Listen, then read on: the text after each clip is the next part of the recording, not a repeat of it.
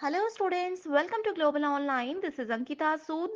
Paper one के final revision के लिए रिसर्च एप्टीट्यूड के most expected and repeated questions की सीरीज आज मैं आपके लिए लेकर आई हूँ। ये सवाल स्टूडेंट्स अपकमिंग एग्जाम में आपको जरूर एज इट इज देखने को मिल सकते हैं, इसीलिए हर एक क्वेश्चन के आंसर के साथ आपको मैं इंपॉर्टेंट एक्सप्लेनेशन भी दूंगी ताकि बहुत इजीली आपके सारे कॉन्सेप्ट्स क्लियर हो जाएं एंड एग्जामिनेशन में इनकी हेल्प से आप सभी बहुत इजीली अच्छा स्कोर कर सकते हो। स्टूडेंट्स पेपर वन प्रिपरेशन के लिए कंप्लीट कोर्स में लेकर आई हूँ जहां पर डेली लाइव लेक्चर्स के साथ पेपर से पहले आपका पूरा सिलेबस कवर तो किया ही जाएगा। साथ ही आपकी फाइनल रिवीजन के लिए प्रीवियस ईयर क्वेश्चंस और मोस्ट एक्सपेक्टेड क्वेश्चंस भी आपको प्रैक्टिस करवाए जाएंगे। इन क्वेश्चंस के साथ लाइव क्लासेस में आपको कुछ ऐसे ट्रिक्स मैं बताऊंगी जिसकी मदद से बहुत इजीली आप सब करेक्ट आंसर्स को आइडेंटिफाई कर सकते हैं। एंड आपकी तैयारी को और बेहतर करने के लिए मोस्ट अपडेटेड मॉक टेस्ट है एंड रिविजन के लिए 5000 क्वेश्चंस हैं, जिसमें कि ना सिर्फ आपके स्टेट के पीवाईक्यूज बल्कि अदर स्टेट्स के पीवाईक्यूज भी हैं, जो कि आपके पेपर में एज इट इज भी देखने को मिल सकते हैं। और इस सीरीज की सबसे खास बात यह है कि इसमें आपको हर क्वेश्चन के आंसर के साथ एक्सप्लेनेशन मिलती है, ताकि अगर कहीं पर आपका कॉन्सेप्ट क्लियर नहीं है तो वो जब आप एक्सप्लेनेशन पढ़ोगे तो बहुत इजीली क्लियर हो जाएंगे। तो ये नंबर दे रही हूँ, आप इस पर कॉल या मैसेज करके व्हाट्सएप के थ्रू कॉन्टैक्ट कर लीजिए। साथ ही फ्री वीडियोस अवेलेबल हैं ग्लोबल ऑनलाइन ऐप में। स्टोर सेक्शन पर जाकर सर्च बार में लिखिए कोर्स का नाम। कंटेंट पर जाकर आप देखेंगे कि कंप्लीट कोर्सेज अवेलेबल है, जहां पर यूनिट वाइज फोल्डर्स हैं। आप किसी भी यूनिट से अपनी रिवीजन शुरू कर सकते हो। कभी अगर लाइव क्लासेस मिस हो जाती हैं आपकी, तो आप उसको बाद में रिकॉर्डेड फॉर्मेट में देख सकते हो, ताकि आपका कोई भी टॉपिक मिस ना हो। सो जून 2023 का पहला क्वेश्चन है, survey research is one of the key methods in. So सर्वेक्षण अनुसंधान जो होता है, ये मेन मेथड कौन से टाइप की रिसर्च में, कहाँ पर सबसे ज्यादा इस मेथड को अहमियत दी जाती है? फिजिक्स में, हिस्ट्री में, सोशियोलॉजी में या फिर हर्मेनेटिक्स में? देखो स्टूडेंट, सबसे पहले हम देखते हैं कि सर्वे मेथड क्या होता है।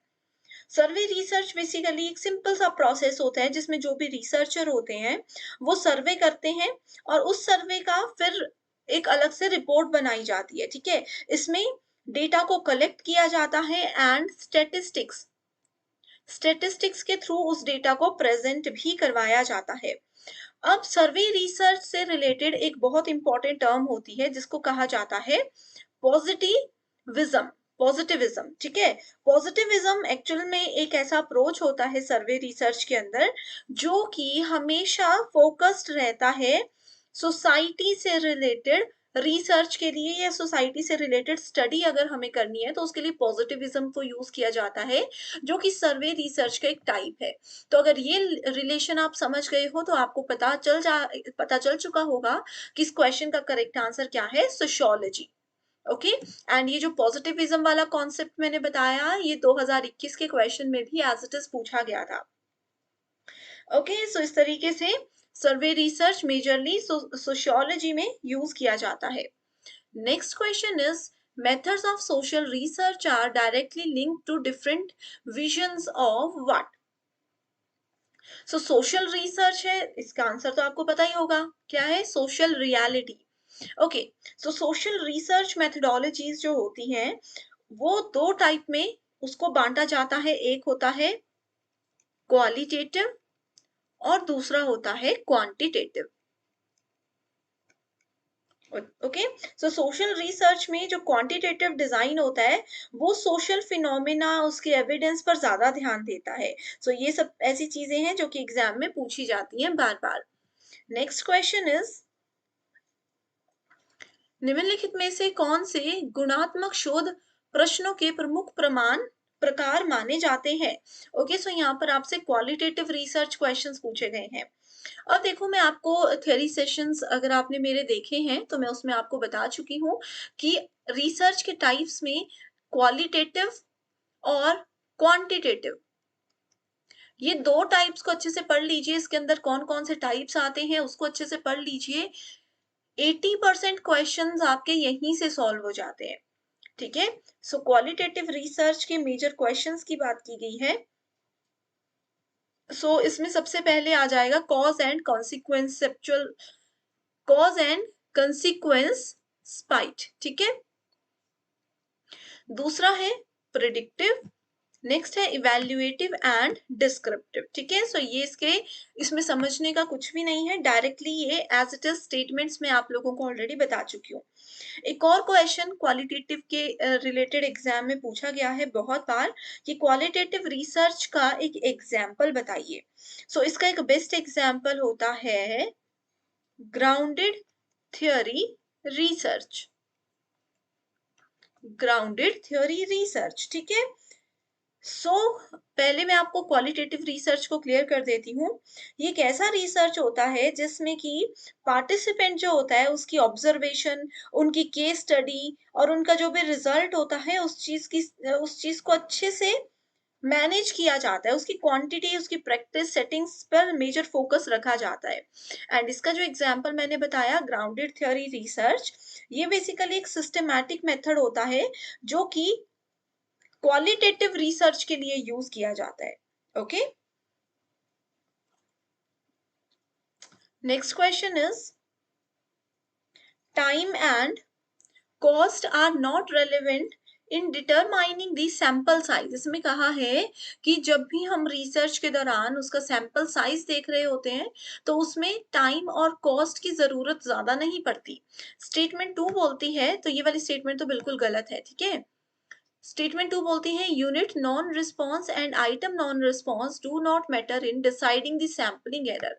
सो ये दो टर्म्स होती है, यूनिट नॉन रिस्पॉन्स और आइटम नॉन रिस्पॉन्स। इनका भी कहा है कि जब हम सैंपल साइज को सिलेक्ट कर रहे होते हैं, सैंपल एरर्स को डिसाइड कर रहे होते हैं या फाइंड आउट कर रहे होते हैं, तो इसमें इनका रिस्पॉन्स की कोई जरूरत नहीं होती। अब पहले आपको क्लियर होना चाहिए कि सैम्पलिंग क्या होता है। अब देखिए, मान लीजिए किसी कॉलेज में आप जा रहे हो रिसर्च के काम से रिलेटेड, वहां पर 1000 बच्चे हैं। अब 1000 लोगों से सर्वे करना, 1000 लोगों के व्यूज लेना तो बहुत टफ हो जाता है। तो ऐसे केस में आप क्या करते हो, ये पूरी अगर पॉपुलेशन है, जनसंख्या है, इसमें से आप कुछ सैंपल सेलेक्ट करते हो, कुछ नमूना उठाते हो। जैसे मान लीजिए 1000 में से 50 लोग आपने उठा लिए एंड सिर्फ उन्हीं के व्यूज आप लोगे। ये बेसिक सा इंट्रोडक्शन है एंड बाकी डिटेल में हम चीजें कर चुके हैं। लिंक्स सारे आपको डिस्क्रिप्शन बॉक्स में मिल जाएंगे। ये दोनों ही स्टेटमेंट्स बिल्कुल फॉल्स है, ठीक है। When the consistency of data collected is measured at different points of time, it is identified as test retest reliability. Next is change of behavior in people after they come to know they are participating in a research project to produce result that do not have validity is known as. So direct definition यहाँ पर दी गई है। देखो, इसमें पूछा है कुछ लोग हैं जिनके बिहेवियर में चेंज हो रहा है। किसके बाद चेंज हो रहा है? After they come to know they are participating in a research project. जब उन लोगों को पता चलता है कि वो किसी रिसर्च प्रोजेक्ट में पार्टिसिपेट कर रहे हैं, भागीदार हो रहे हैं, तो उसके बाद उनके बिहेवियर में चेंज हो जाता है। For to produce result that do not have validity. एक ऐसे रिजल्ट को प्रोड्यूस करने के लिए जिसकी वैधता ही नहीं है, तो उसको क्या कहा जाता है? उसको हॉथरॉन इफेक्ट कहा जाता है। मतलब एक पर्सन से अगर आप पूछ रहे हो उनके व्यूज, तो उनको पता है कि एक research sample, as a research sample उनको सेलेक्ट किया गया है, और ऐसे में वो पर्सन जो नहीं है वो प्रिटेंड करने की कोशिश करते हैं। तो इसमें क्या होगा, आप तो अपना काम कर रहे हो लेकिन आपके रिसर्च का रिजल्ट गलत भी आ सकता है। ओके, देखो, इसको नागफनी प्रभाव कहा गया है। नागफनी से आई होप आप लोगों को बहुत इजीली कॉन्सेप्ट समझ आ चुका होगा, ठीक है। Some of the threats to internal validity in research are, अनुसंधान में आंतरिक वैधता के कुछ खतरे होते हैं। जिन खतरों में आता है सबसे पहले एट्रिशन, हिस्ट्री और मैच्योरेशन। ठीक है, क्या संघर्ष है, किसी पर्सन ने रिसर्च में क्या क्या काम किए हैं, क्या क्या संघर्ष किया है, उनका इतिहास क्या है और कितने वो मेच्योर है। तो ये किसी भी रिसर्च की इंटरनल वैलिडिटी के थ्रेट्स कहलाते हैं। एग्जाम्पल में क्वासी एक्सपेरिमेंटल डिजाइन बहुत बार आता है। अब ये मैंने आप लोगों को एक होमवर्क क्वेश्चन दे दिया कि बताइए मुझे कमेंट करके क्वासी एक्सपेरिमेंटल डिजाइन क्या होता है। अगर पता है तो बहुत अच्छी बात है, नहीं पता तो भी आप क्या कर सकते हो, मुझे कमेंट करके बता सकते हो। Next is statement based question है। In focus group discussions The moderator is supported to provide a liberal climate for participant to open up. ठीक है, जो फोकस ग्रुप होते हैं उसमें मॉडरेटर की ये रिस्पॉन्सिबिलिटी होती है कि जितने भी पार्टिसिपेंट्स आए हैं, जितने भी भागीदार उसमें आए हैं, प्रतिभागी उसमें आए हैं, उनके लिए एक लिबरल सा क्लाइमेट रखें, उदार सा वातावरण रखें, उस जगह का नॉर्मल सा माहौल होना चाहिए। स्टेटमेंट 2 बोलती है participants of focused group discussions should rent individual experiences for comparison.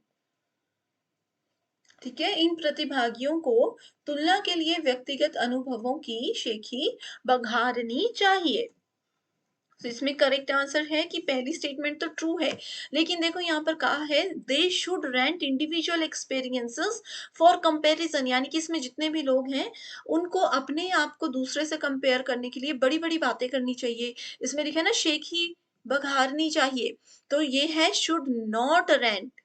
ठीक है, शुड नॉट रेंट होना चाहिए। सो इसीलिए स्टेटमेंट 2 बिल्कुल गलत है। Next is which of the following are included among the institutes of agricultural research. So agricultural research India में बहुत सारे हैं। ठीक है, सो उससे रिलेटेड यहाँ पर पूछा गया है कि कौन सा बेस्ट है। तो ये जून 2023 सेशन का सबसे लास्ट क्वेश्चन है। इसके बाद हम बाकी के क्वेश्चंस देखेंगे मार्च 2023 वाली शिफ्ट के। ठीक है, सो इसमें आपके पास करेक्ट आंसर है all of the above are the institutions of agriculture research. Correct. Thank you so much for watching this video and I wish you all the very best.